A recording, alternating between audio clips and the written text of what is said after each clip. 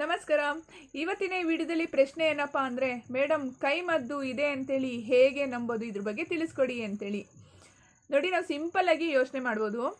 ನಮಗೆ ಜ್ವರ ಬರೋದನ್ನು ನಂಬ್ತೀವಿ, ಶೀತ ಆಗೋದನ್ನು ನಂಬ್ತೀವಿ, ತಲೆನೋವು ಬರೋದನ್ನು ನಂಬ್ತೀವಿ, ನಮ್ಮ ಆರೋಗ್ಯದಲ್ಲಿ ವ್ಯತ್ಯಾಸ ಆಗೋದನ್ನೆಲ್ಲ ನಂಬ್ತೀವಿ, ದೇವ್ರನ್ನ ನಂಬ್ತೀವಿ, ದೆವ್ವನ್ನ ನಂಬ್ತೀವಿ, ಒಳ್ಳೆಯದನ್ನು ನಂಬ್ತೀವಿ, ಕೆಟ್ಟದ್ದನ್ನು ನಂಬ್ತೀವಿ, ನೆಗೆಟಿವ್ ಎನರ್ಜಿನ ನಂಬ್ತೀವಿ, ಪಾಸಿಟಿವ್ ಎನರ್ಜಿಯನ್ನು ನಂಬ್ತೀವಿ. ಹೀಗೆ ಅವರವರಿಗೆ ಅನುಭವ ಏನು ಆಗಿರುತ್ತೋ ಅದನ್ನು ನಂಬಿಕೆ ಇಟ್ಟು ಮುಂದುವರ್ಸ್ಕೊಂಡು ಹೋಗ್ತಾರೆ. ಈಗ ಒಬ್ಬ ದೆವ್ವನೇ ಇಲ್ಲಪ್ಪ, ಆತ್ಮನೇ ಇಲ್ಲ, ಎಲ್ಲ ಸುಳ್ಳು ಅಂತೇಳಿ ಅಂತಾರೆ. ಅದೇ ಅವನಿಗೆ ಅನುಭವ ಆದಾಗ ಹೇಳ್ತಾನೆ ನಾಳೆ ದಿವಸ, ಇಲ್ಲ ನೀವು ಹೇಳಿದ್ದು ಸತ್ಯವಾಗ್ಲೂ ಕೂಡ ಇದೆ, ಆತ್ಮ ಅನ್ನೋದಿದೆ, ದೆವ್ವ ಅನ್ನೋದೂ ಕೂಡ ಇದೆ, ಅದು ಪ್ರಾಬ್ಲಮ್ ಕೊಡೋದೂ ಕೂಡ ನಿಜ, ನೆಗೆಟಿವ್ ಎನರ್ಜಿ ಇಷ್ಟೊಂದೆಲ್ಲ ಒಂದು ಆಟ ಆಡಿಸುತ್ತೆ ಅಂತೇಳಿ ನಮಗೂ ಕೂಡ ಗೊತ್ತಿಲ್ಲ ಅಂತೇಳಿ ನಾಳೆ ದಿವಸ ನಂಬ್ತಾನೆ. ಈಗ ಮದ್ದಿಡಿ ಯಾರಿಗೆ ಆಗಿರೋದಿಲ್ಲ ಅವ್ರು ಯಾರೂ ಕೂಡ ನಂಬೋದಿಲ್ಲ, ಅವ್ರಿಗೆ ಯಾಕೆ ಅಂದರೆ ಅನುಭವ ಆಗಿರೋದಿಲ್ಲ. ಸೊ ಹಾಗಾಗಿ ಇದನ್ನು ಸುಳ್ಳು ಅಂತೇಳಿ ಹೇಳೋವಂಥ ಸಾಧ್ಯತೆಯೂ ಕೂಡ ಇರುತ್ತೆ. ಸಾವಿರಾರು ಜನ ಇದ್ದಾರೆ ಈ ಥರ ಒಂದು ಅನುಭವ ಪಡೆದಿರ್ತಕ್ಕಂಥ ವ್ಯಕ್ತಿಗಳು. ಎಷ್ಟೋ ಜನ ಪೇಷಂಟ್ಗಳು ಇವತ್ತಿಗೂ ಕೂಡ ಟ್ರೀಟ್ಮೆಂಟ್ ಕೊಟ್ಟರೂ ಕೂಡ ಎಲ್ಲೋ ಒಂದು ಭಾಗದಲ್ಲಿ ಅದು ಹಾಗೆ ಉಳ್ಕೊಂಡು ನರ್ಕವನ್ನು ಅನುಭವಿಸ್ತಕ್ಕಂಥ ವ್ಯಕ್ತಿಗಳನ್ನು ಕೂಡ ಇದ್ದಾರೆ. ಅಂತಹ ಒಂದು ಮದ್ದಿಡಿಯನ್ನು ಒಬ್ಬ ವ್ಯಕ್ತಿ ಅಂದರೆ ತುಂಬ ಕಾನ್ಸಂಟ್ರೇಷನ್ ಇಟ್ಕೊಂಡು ಮತ್ತು ಅದ್ರ ಬಗ್ಗೆ ತಿಳ್ಕೊಂಡಿರೋ ವ್ಯಕ್ತಿ ಮಾಡೋದಕ್ಕೆ ಸಾಧ್ಯ ಆಗುತ್ತೆ.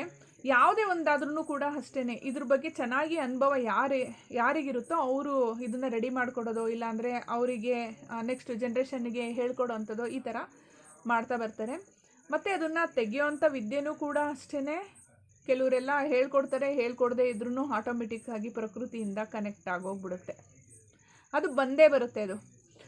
ಮತ್ತು ಇದ್ರ ಜೊತೆಯಲ್ಲಿ ಈ ಒಂದು ಮದ್ದಿಡಿ ಹೇಗೆ ನಂಬೋದು ಅಂತೇಳಿ ಒಂದು ಪ್ರಶ್ನೆಯನ್ನು ಮಾಡಿದಿರಲ್ಲ. ಈಗ ನಾವು ಶೀತ ಜ್ವರ ಬಂದರೆ ಒಳ್ಳೆಯದು, ಕೆಟ್ಟದ್ದು, ನೆಗೆಟಿವ್, ಪಾಸಿಟಿವ್ ಎನರ್ಜಿ ಇದನ್ನೆಲ್ಲ ನಂಬ್ತೀವಲ್ಲ, ಅದೇ ಥರನೇ ಇದನ್ನು ನಂಬಬೇಕಾಗುತ್ತೆ. ನೀವು ಯಾವಾಗ ನಂಬ್ತೀರಾ ಅಂದರೆ ನಿಮ್ಮಲ್ಲಿ ಆಗುವಂತಹ ಅನುಭವದಿಂದ ನಂಬ್ತೀರಾ.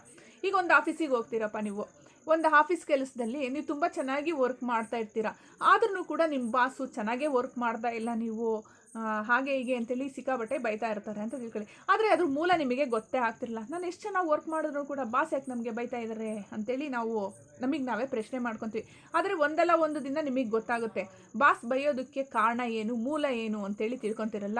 ಓಹೋ, ಇದು ಒಂದು ಕಾರಣ ಇದೆಯಾ ಈ ಥರ ಬೈಯೋದಕ್ಕೆ ಅಂತೇಳಿ ನಾವು ಅವಾಗ ಅಬ್ಸರ್ವ್ ಮಾಡ್ತೀವಲ್ಲ.